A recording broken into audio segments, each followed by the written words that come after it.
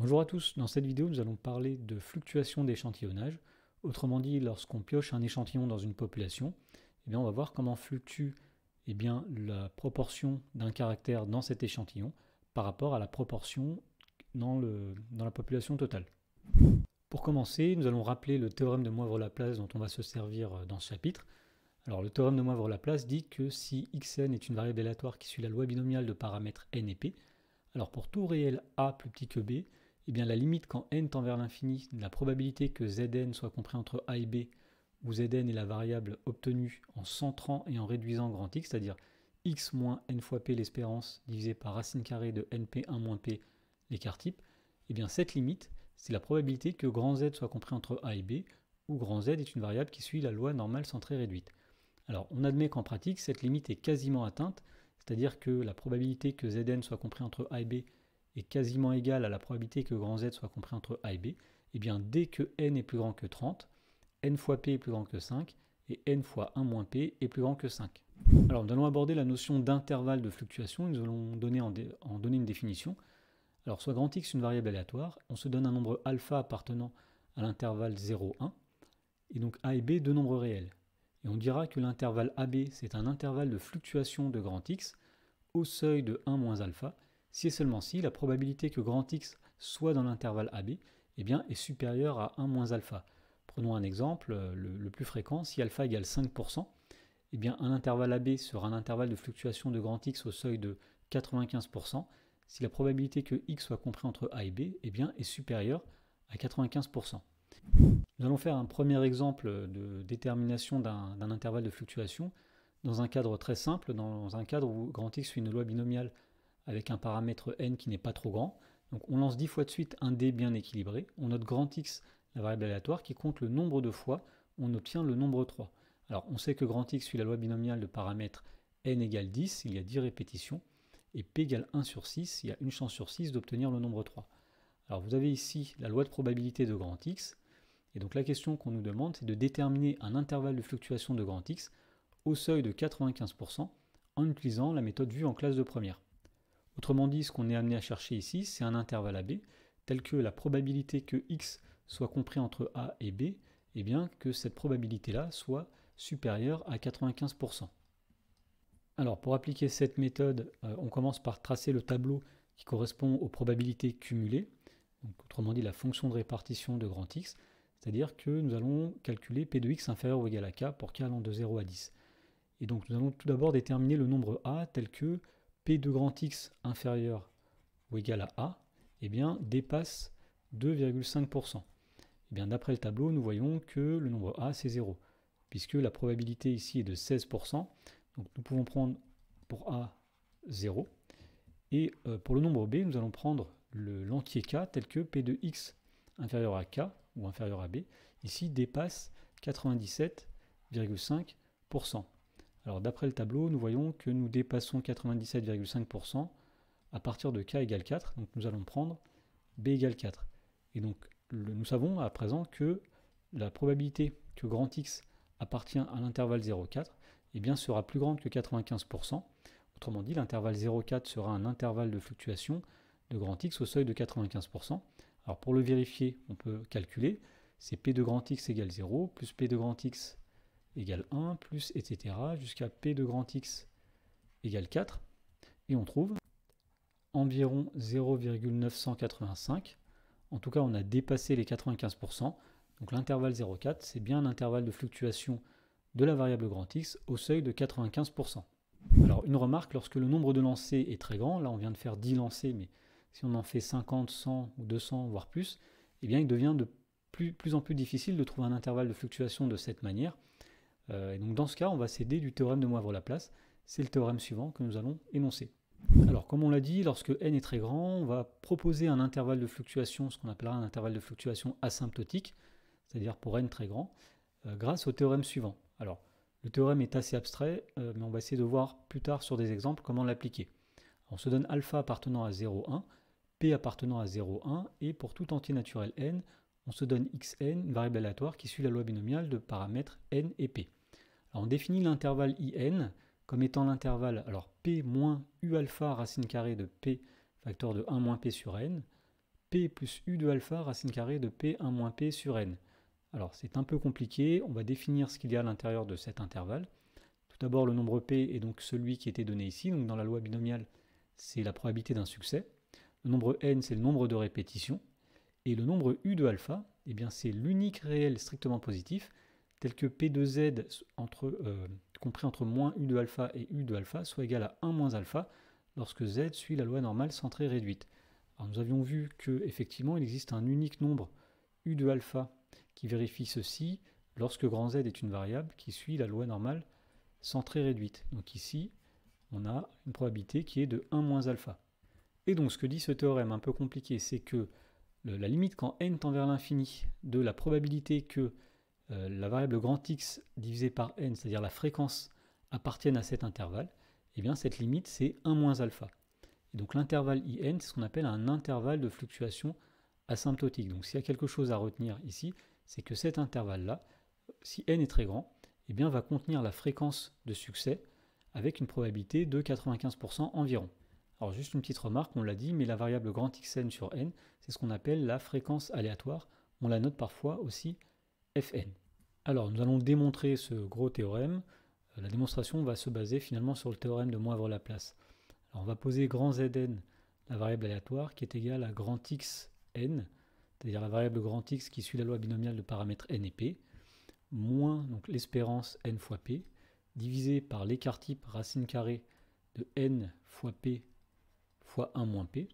Alors on sait d'après le théorème de Moivre-Laplace que la variable grand Zn va approcher, si on veut, la variable grand Z qui suit la loi normale centrée réduite, si n est grand. Autrement dit, on peut dire, d'après le théorème de Moivre-Laplace, que la limite, quand n tend vers plus l'infini, de la probabilité que la variable grand Zn soit comprise entre moins u alpha et u alpha, et bien cette limite, c'est égal à la probabilité que la variable grand Z, qui suit la loi normale centrée réduite, soit comprise entre moins u de alpha et u de alpha. C'est-à-dire que cette limite est égale à 1 moins alpha, par définition même du nombre u de alpha, qui est le nombre tel que P de Z compris entre moins u de alpha et u de alpha est égal à 1 moins alpha. Alors ce qu'on va démontrer à présent, c'est que l'événement grand Zn compris entre moins u de alpha et u de alpha, eh bien c'est la même chose que l'événement xn sur n appartient à l'intervalle grand In, où l'intervalle In était défini ici dans l'énoncé. Alors pour cela, nous allons partir du fait que on va plutôt dire que si Zn est compris entre moins u alpha et u de alpha, eh bien ceci est équivalent à dire que en remplaçant grand Zn, c'est-à-dire xn moins np sur racine carrée de np 1 moins p, eh bien est compris entre moins u de alpha et plus u de alpha. Et donc nous allons essayer de faire passer tout ce qu'il faut à gauche et à droite de façon à isoler grand Xn et à faire apparaître grand Xn sur n. Alors on commence par multiplier tous les membres par racine carrée de np1 moins p. Donc ici nous avons moins u de alpha racine carrée de np1 moins p, plus petit que, alors ici il reste grand Xn moins np, qui est plus petit que u de alpha racine carrée de np1 moins p. On peut faire maintenant passer le moins np donc à gauche et à droite pour isoler grand Xn au milieu. Donc nous allons avoir ici, si on ajoute plus np dans chaque membre, donc np moins u de alpha racine carrée de np1 moins p, qui est plus petit que grand Xn, qui est plus petit que np, plus u de alpha racine carrée de np1 moins p. Et donc pour faire apparaître la variable grand Xn divisé par n, on va tout diviser par n ici, ici et ici. Et donc on obtient que la variable grand Xn sur n, eh bien, elle est comprise entre eux. Donc alors, on va décomposer donc np sur n moins u de alpha fois racine carrée de np 1 moins p divisé par alors n que je vais écrire racine de n fois racine de n. Et de même à droite, ici nous allons avoir np sur n plus u de alpha fois racine carrée de np1 moins p divisé par n, c'est-à-dire racine de n fois racine carrée de n. Alors il y a des simplifications possibles ici. Tout d'abord on peut simplifier par n ces termes-là. Et donc nous avons ici p moins u de alpha. Et ici, nous voyons que nous avons une racine carrée de n en haut, une racine carrée de n en bas. Autrement dit, si on les simplifie, il reste racine carrée de p 1 moins p sur racine carrée de n. Ici, nous avons xn sur n. Et ici, nous avons p plus u de alpha.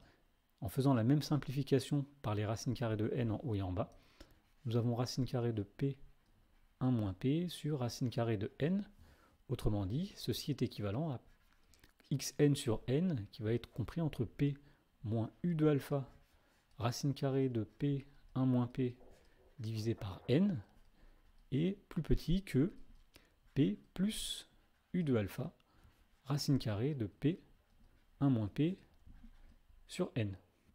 Autrement dit, ce qu'on vient de démontrer, c'est que grand Zn sera compris entre moins u de alpha et plus u de alpha, et bien si et seulement si, grand xn sur n appartient à l'intervalle p moins u de alpha racine carrée de p 1 moins p sur n, p plus u de alpha racine carrée de p 1 moins p sur n, et ça c'est l'intervalle grand IN que nous avions défini dans l'énoncé. Et donc pour finir la démonstration, il suffit de se souvenir que la limite quand n tend vers plus l'infini de p de grand Zn compris entre moins u de alpha et u de alpha, eh bien on savait que ça c'était égal à 1 sur alpha. Mais on vient de dire aussi que c'est la même chose que la limite quand n tend vers plus l'infini de la probabilité que grand xn sur n appartienne à l'intervalle in. Et donc, puisqu'ici on sait que c'est égal à 1 moins alpha, eh bien le théorème est démontré. La probabilité que grand xn sur n appartienne à l'intervalle grand in, eh bien elle est de 1 moins alpha quand n tend vers plus l'infini. Alors il y a un cas particulier à connaître à ce théorème, c'est lorsque le nombre alpha vaut 5%. Alors nous avions vu dans le chapitre sur la loi normale que le nombre u de alpha valait 1,96, c'est-à-dire c'était le nombre tel que l'aire comprise entre u de alpha ici, donc 1,96 et moins 1,96, eh bien c'était ce 1,96 est le nombre tel que on est 95% ici lorsque grand Z suit la loi normale centrée réduite. Et donc dans le cas où alpha égale 5%, l'intervalle de fluctuation grand IN asymptotique dont on a parlé dans le théorème précédent, eh bien il s'écrit de la façon suivante: p moins 1,96 racine carrée de p1 moins p sur n, p plus 1,96 racine carrée de p1 moins p sur n. Donc en pratique, chaque fois qu'on demandera de déterminer un intervalle de fluctuation quand n est grand et qu'on nous demande un seuil de 5% ou de 95%, eh bien il faudra utiliser cette formule. Alors faisons un exemple pour bien comprendre comment on applique ce théorème. Donc on reprend l'exemple du D, sauf que cette fois-ci on le lance 500 fois. Et on demande de déterminer un intervalle de fluctuation asymptotique au seuil de 95%. Alors ici nous avons n qui est égal à 500, et p c'était la probabilité d'avoir un 3 je crois, donc c'était 1 sur 6. Alors pour pouvoir utiliser le théorème précédent, il faut qu'on soit dans les conditions d'application du théorème de Moivre-Laplace. Donc on va commencer par vérifier que n qui vaut 500 est bien plus grand que 30. De plus, n fois p, c'est-à-dire 500 fois 1 sur 6, eh bien c'est à peu près 84, en tout cas c'est plus grand que 5. Et pour finir, dernière condition, n fois 1 moins p, c'est-à-dire 500 fois 5 sur 6, c'est environ 417, et donc c'est bien plus grand que 5. Alors nous pouvons dire que nous sommes dans les conditions d'application du théorème de Moivre-Laplace. Donc on peut utiliser l'intervalle de fluctuation précédent.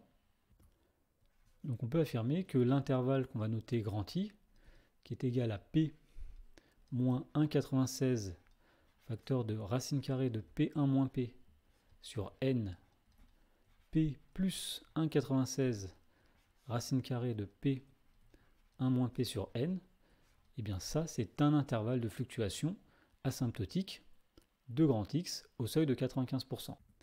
Alors on peut calculer cet intervalle grand I en remplaçant tout simplement grand P et, petit p et n par leur valeur. Donc ici nous allons avoir 1 sixième moins 1,96 facteur de, donc p c'est 1 sixième, 1 moins p c'est 5 sixièmes, donc divisé par 500. Ça c'est la première borne de l'intervalle, et la deuxième borne est obtenue tout simplement en modifiant ce moins en plus, donc c'est 1 sixième plus 1,96 racine carrée de 1 sixième fois 5 sixièmes divisé par 500, et on trouve environ 0,134 0,199.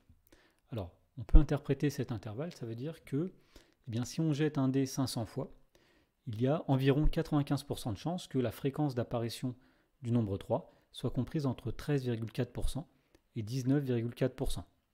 Faisons un deuxième exemple pour comprendre toujours cette notion d'intervalle de fluctuation asymptotique. Donc un jeu consiste à tirer une carte dans un jeu de cartes de 32 cartes. Si on tire un roi, on gagne, sinon on perd. Alors un joueur a joué 800 fois. Donc ici, nous pouvons dire que n sera égal à 800. Il a retourné 134 fois un roi. Peut-on affirmer avec un risque de 5% de se tromper que ce joueur a triché? Alors tout d'abord, nous allons écrire P. P, c'est la probabilité théorique d'avoir un roi lorsqu'on tire une carte dans un jeu de 32 cartes. Alors il y a 4 rois sur 32, c'est-à-dire qu'on a une probabilité d'obtenir un roi qui est de 0,125 à chaque tirage. Alors l'idée ici va être de déterminer un intervalle de fluctuation asymptotique qui va nous dire on a 95% de chance que la fréquence de roi obtenue soit entre tel pourcentage et tel pourcentage. Et on regardera ensuite si effectivement on s'éloigne beaucoup de cet intervalle ou pas. Alors nous allons d'abord voir si nous sommes dans les conditions d'application du théorème de Moivre-Laplace. Comme n égale 800, n est bien plus grand que 30. n fois p, c'est-à-dire 800 fois 0, 125, c'est 100, c'est bien plus grand que 5. Et n fois 1 moins p, c'est 700, ce qui est bien plus grand que 5 aussi. Donc nous sommes dans les conditions d'application du théorème de Moivre-Laplace.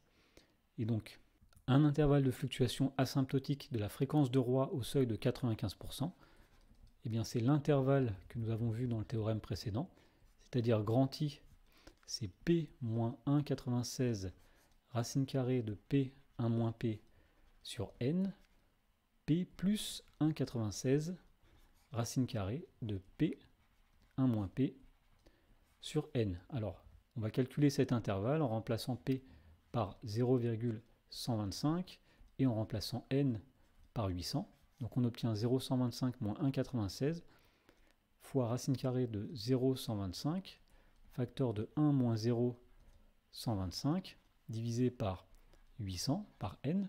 Ça, c'est la première borne de l'intervalle. Et la deuxième borne est obtenue en changeant simplement le moins en plus, donc 0,125, plus 1,96, racine carrée de 0,125, facteur de 1 moins 0,125, divisé par 800.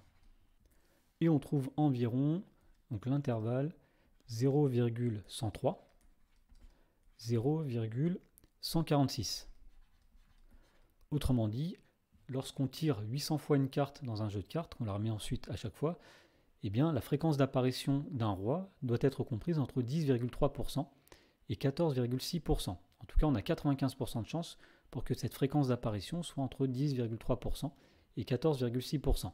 Alors, pour savoir si cette personne a triché, on revient dans l'énoncé, on nous a dit que la personne a retourné 134 fois un roi.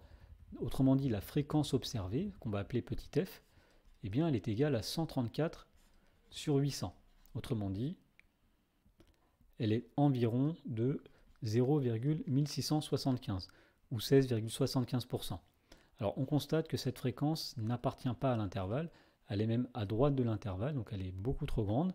Et donc on peut affirmer que cette personne-là a triché, avec bien sûr un risque de se tromper de 5%, puisqu'il y a 5% de chance effectivement que la fréquence ne soit pas dans l'intervalle, qui est un intervalle au seuil de 95%. Et donc avec un risque de 5% de chance de se tromper, on peut affirmer que la personne a triché. Alors nous venons de donner un intervalle de fluctuation grâce au théorème de Moivre-Laplace. Alors il existe des intervalles un peu plus grossiers, qui sont un peu moins précis, et la propriété suivante va nous en donner un. La probabilité que la fréquence xn sur n appartienne à l'intervalle p moins 1 sur racine de n, p plus 1 sur racine de n, est plus grande que 95%. Donc nous avons un deuxième intervalle de fluctuation un peu moins précis, en tout cas c'en est un. Alors nous allons démontrer qu'effectivement la probabilité ici est bien plus grande que 95%. Alors si on se souvient, dans le théorème de Moivre-Laplace et l'intervalle de fluctuation que nous avions l'expression p racine carrée de p1 moins p. Nous allons ici encadrer cette expression-là afin d'arriver à l'intervalle qui nous est donné. Alors on va faire une toute petite étude de fonction, on va poser f la fonction qui a p associe p facteur de 1 moins p, c'est-à-dire moins p carré plus p. Donc nous avons ici une fonction du second degré. Alors une petite étude de fonction montre que cette fonction sur l'intervalle 0,1 est tout d'abord croissante, puis décroissante, avec un minimum qui est atteint quand x égale 1 demi. Alors le minimum ici est de 1 quart, c'est moins 1 demi au carré, c'est-à-dire moins 1 quart plus 1 demi, c'est-à-dire 1 quart. Ici nous avons f de 0 qui vaut 0, f de 1 qui vaut 0, et donc nous avons un minimum qui est 1 quart. Donc la fonction f de p, si vous voulez, ou plutôt p facteur de 1 moins p, si p est compris entre 0 et 1, eh bien ce sera toujours compris entre 1 quart et 0. Alors lorsqu'on prend la racine carrée, eh bien nous allons avoir que la racine carrée de p facteur de 1 moins p est plus petit que la racine carrée de 1 quart, c'est-à-dire 1 demi, et plus grand que la racine carrée de 0, c'est-à-dire 0. Et donc lorsqu'on multiplie le tout par 1,96, eh bien nous allons avoir 0 fois 1,96, 0, 1,96 facteur de racine carrée de p, 1 moins p, et ici nous avons 1,96 divisé par 2. En tout cas, nous savons que 1,96 divisé par 2 sera un nombre plus petit que 1. Et donc si on divise tout par racine carrée de n, ici nous allons avoir donc 0 sur racine carrée de n, c'est-à-dire 0. Ici, racine carrée de p, facteur de 1 moins p sur racine carrée de n. Et ici, 1 sur racine carrée de n. En tout cas, donc, ce qu'on a démontré, c'est que le terme 1,96 racine carrée de p, 1 moins p sur n, eh bien, il est plus petit que 1 sur racine carrée de n. Et donc, en prenant l'opposé, moins 1,96 racine carrée de p, 1 moins p sur n, eh bien, ce sera plus grand que moins 1 sur racine carrée de n. Autrement dit, si on trace sur un axe eh bien, tous ces nombres, ici nous avons le nombre p, ici nous avons le nombre p plus 1,96 racine carrée de p, 1 moins p sur n, et ici nous allons donc avoir p plus 1 sur racine carrée de n. Alors le symétrique de l'autre côté, p moins 1,96 racine carrée de p, 1 moins p sur n, et ici nous avons p moins 1 sur racine carrée de n. Alors ici nous avions l'intervalle de fluctuation asymptotique in, et donc nous voyons que l'intervalle in est inclus dans un intervalle plus grand, qui est l'intervalle ici, p moins 1 sur racine carrée de n, p plus 1 sur racine carrée de n. Et donc, puisqu'on sait que la probabilité que xn sur n appartienne à in est de 95% environ, d'après le théorème précédent, eh bien la probabilité que grand xn sur n appartienne à l'intervalle plus large ici, eh bien elle sera au moins de 95%, elle sera plus grande que 95%, ce qui démontre cette propriété. Pour finir ce cours sur les fluctuations d'échantillonnage, nous allons voir une application de cette notion à ce qu'on appelle les tests d'hypothèse. Alors parfois on peut être amené à faire une hypothèse sur la valeur d'une proportion P d'un caractère dans une population. Et pour tester cette hypothèse, on va suivre un protocole. Alors on va tirer un échantillon de taille n dans la population, on va calculer la fréquence observée de ce caractère dans l'échantillon, on va calculer un intervalle de fluctuation asymptotique à l'aide de la fréquence P qu'on a supposée et de n qu'on connaît puisque c'est la taille de l'échantillon. Et on va ensuite utiliser une règle de décision. Si la fréquence observée appartient à l'intervalle qu'on a calculé, indépendamment du calcul de la fréquence, eh bien on va accepter l'hypothèse sur la valeur de P. On dira que voilà, on ne s'est pas trompé, cette valeur P dont on a fait l'hypothèse est correcte. Sinon, on va rejeter cette hypothèse avec un risque de 5% de se tromper. Alors voyons un exemple pour comprendre. Alors dans l'exemple 4, on nous dit qu'une entreprise qui fabrique des galettes décide de mettre des fèves en or dans une partie de ses galettes. Alors cette entreprise affirme que 15% de ses galettes ont une fève en or. Donc l'hypothèse que nous allons faire ici, que nous allons tester, c'est l'hypothèse que la proportion de galettes avec une fève en or est de 15%, que P égale 0,15. Alors pour vérifier cette affirmation, le bureau de la répression des fraudes commande 50 galettes et constate que 2 galettes seulement possèdent une fève en or. La question c'est, est-ce que cette entreprise doit être sanctionnée pour publicité mensongère? Justifiez votre réponse. Alors on pourrait penser naïvement que pour répondre à cette question, on calculerait la fréquence ici 2 sur 50. Si elle est égale à 15%, on dirait que l'entreprise a raison. Si elle n'est pas égale à 15%, on dirait qu'elle a tort. Mais le problème, c'est que puisque c'est une expérience aléatoire, il peut y avoir des fluctuations. Et si on n'a pas de chance, eh bien on a tiré les galettes qui possédaient peu de fèves en or, ou alors trop de fèves en or, peu importe. Mais en tout cas, on ne peut pas faire simplement la fréquence et la comparer à la proportion qu'affirme l'entreprise. on va plutôt faire un intervalle de fluctuation avec l'hypothèse que P égale 15%. Donc ici, nous avons un échantillon de taille 50, et on émet l'hypothèse que la proportion de galettes qui ont une fève en or est de 15%, c'est-à-dire 0,15. Alors tout d'abord, on vérifie qu'on est bien dans les conditions d'application du théorème de Moivre-Laplace. N est plus grand que 50, N fois P, c'est-à-dire 7,5, est plus grand que 5, et N fois 1 moins P, c'est-à-dire 42,5, eh bien, est supérieur ou égal à 5. Nous allons pouvoir proposer un intervalle de fluctuation asymptotique qui est issu du théorème que nous avons vu dans ce chapitre. Et donc l'intervalle grand I qui est égal à P moins 1,96 racine carrée de P 1 moins P sur N, P plus 1,96 racine carrée de P 1 moins P sur N, eh bien c'est un intervalle de fluctuation asymptotique de la fréquence de galettes qui possèdent une fève en or au seuil de 95%. Alors lorsqu'on remplace P et N par leur valeur, on trouve environ donc un intervalle qui est 0,05, 0,249. Et donc pour vérifier si notre hypothèse est correcte, c'est-à-dire si P égale 15%, nous allons prendre la fréquence observée lorsqu'on a tiré un échantillon. Donc nous savons que la fréquence observée ici, eh bien, elle est de 2 sur 50.